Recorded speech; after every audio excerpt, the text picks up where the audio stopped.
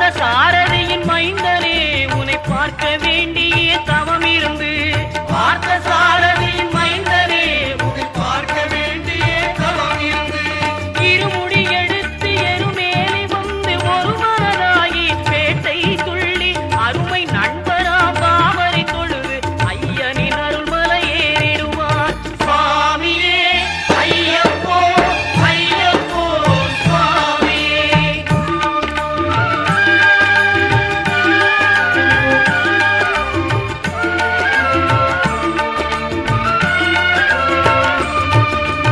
அழுகை ஏற்றும் ஏறும்போது ஹரிகரன் மகனை துதித்து செல்வார் வழிகாட்டிடவே வந்திடுவார் ஐயன் பற்பு